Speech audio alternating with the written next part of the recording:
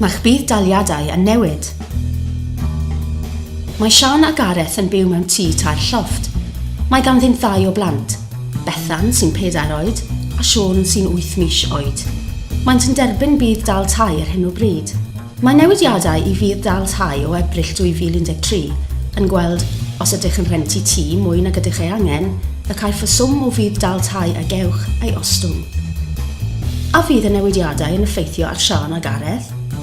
Bydd. Dan y rheolau newydd, bydd ganddynt 1 lofft sbar, oherwydd y disgwylir i Bethan a Siôn rhannu llofft nes bydd Beth yn 10 oed.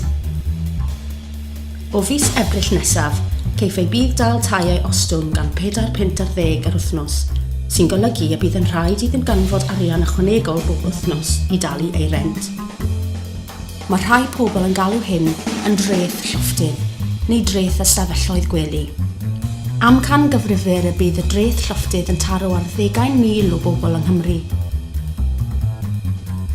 Faint o lofftydd allaf i ei cael? Dan y rheolau newydd, caniateir 1 llofft i chi ar gyfer y dilynol. Pob cwpl mewn oed. Unrhyw berson arall 1 ar 15 oed neu drosodd, yn cynnwys gofalwr nad yw fel arfer yn byw gyda chi, ond sy'n darparu gofal dros nos os ydych chi neu'ch partner ei angen. Unrhyw blentyn arall. 2 blentyn dan 10 oed o ba bynnag rhyw. 2 blentyn o'r un rhyw dan 1 ar 15 oed. Nid o bwys sut y defnyddir y llofft sbar. Bydd y rheolau newydd yn weithredol hyd yn oed os oes angen i chi eich partner cysgu ar wahân oherwydd cyflwr meddygol. Os oes gennych blant sydd â chyfeiriad parhaol mewn man arall, ond bod gennych ystafell sbar ar gyfer pan maent yn aros gyda chi. Beth ddylwn ni ei wneud? Os ydych yn poeni am allu talu eich rent o fis Ebrill 2013, dylech geisio cyngor yn awr. Os caiff eich bydd dal tai ei dorri a'ch bod yn gorfod talu'r gwahaniaeth bob wythnos, bydd yn rhaid i chi dalu hyn yn uniongyrchol i'ch landlord. Mae nifer o ffyrdd o wneud hyn. Siaradwch gyda'ch landlord yn awr i weld pa opsiynau sydd ar gael i chi. Gallech golli eich cartref os nad ydych yn talu eich rent. Gallwch hefyd siarad gyda'ch landlord am symud i gartref iau. Ystyried cymryd lletiwr. Cael cyngor ar drefnu cyllideb ac arbed arian ar filiau cartref. Cysylltu a'ch cyngor i ofyn am help ariannol ychwanegol.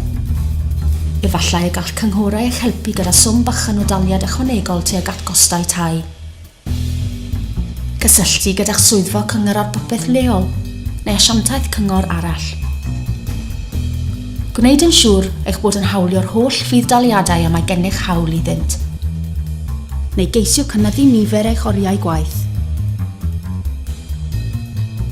Ni effeithir arnoch os ydych yn byw mewn fflat neu bedsit 1 llofft. Neu os ydych chi neu'ch partner yn ddigon hen i dderbyn credyd pensiwn.